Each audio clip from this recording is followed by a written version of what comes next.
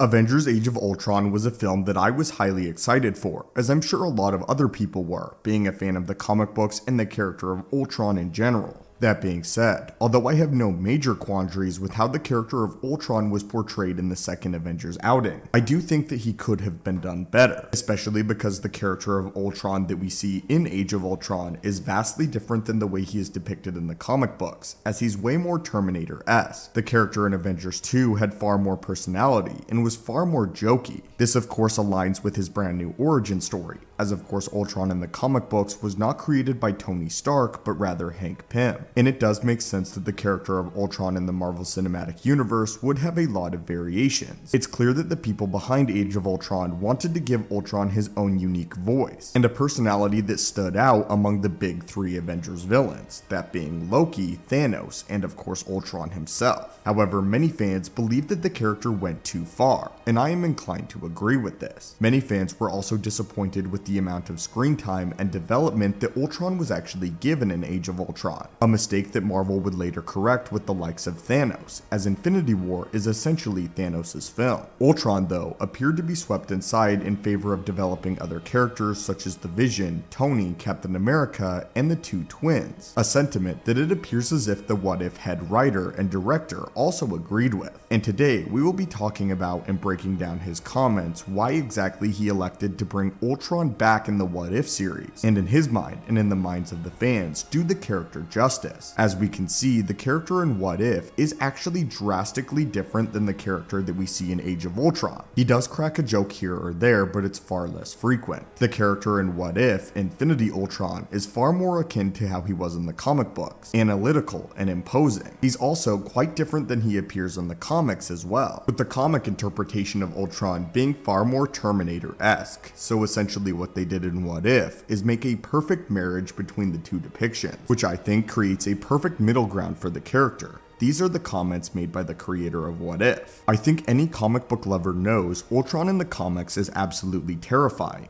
Age of Ultron is great, but was only one movie, and at times to me, it didn't seem to give that classic villain enough screen time that I would have given him. We can only fit so much into those movies. This was our opportunity to show what Ultron is capable of. And also, now as we're hitting phase 4, we have the Infinity Stones in play. We have the multiverse. So what would happen if Ultron got the Infinity Gauntlet? How bad would it get? And it's quite easy to jump to complete devastation from there. End quote. I've always perceived Age of Ultron as a great setup for the Infinity Saga that will follow, as that's what large portions of the film actually focuses on. It focuses on the establishment of the Infinity Stones, specifically the Mind Stone. It focuses on the looming threat of Thanos and not the threat at hand in Ultron, which is exactly what the writer and creator is talking about when they're speaking on Infinity Ultron and the importance of the character in What If. In the same interview, they would say this: Ultron is a huge character in the comics, and while Age of Ultron was a lot of fun, he just got one movie, where Thanos gets a whole series, so we wanted to give him his due, and show the actual pure terror of his horrific AI that was created from a place of altruism and arrogance, and see what he would actually do if unleashed. And because we now have the Infinity Stones and the multiverse to play with, it gets way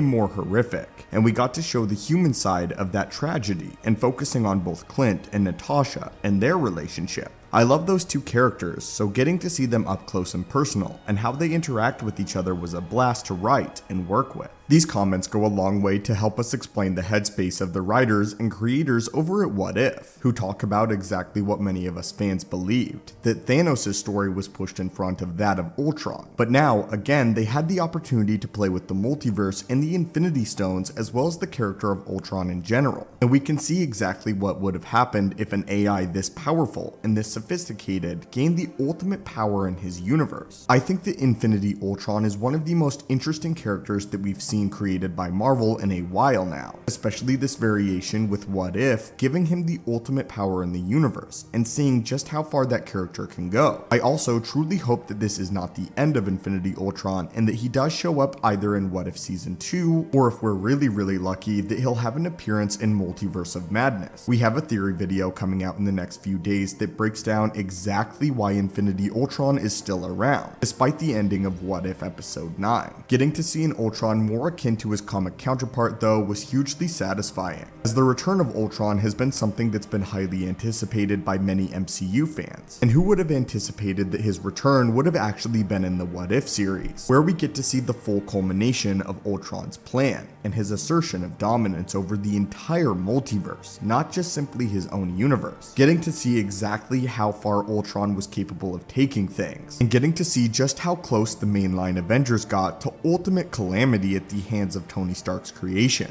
But anyway, my friends, what are your thoughts on this? What are your thoughts on the character of Infinity Ultron in general? And how do you feel about the head writer's comments about Age of Ultron, and how he thought that Ultron was sidelined in favor of Thanos, and the story that Marvel was trying to build in the Infinity Saga leading up to this ultimate main threat? In the process, maybe jumping the gun and introducing Ultron into the MCU too early, or doing it inappropriately. I'm sure this will drive up a lot of debate in the comments down below, so let's try to keep it civil, but I'm interested in hearing what you guys have to think. What did you think about Ultron's depiction in Age of Ultron? And what do you think about his depiction in What If? Are you satisfied with what we ultimately got in Ultron? And which version of the character do you prefer? And as a final big question for the end of the video, is this the end of Infinity Ultron? Or will he pop up later down the line in the MCU, or potentially What If Season 2? We have more content revolving around this character coming, including what the TVA may have done to take precautions against him, so stay tuned for that video. As always, my friends, hit that subscribe button to assemble and join our team, and have a great day.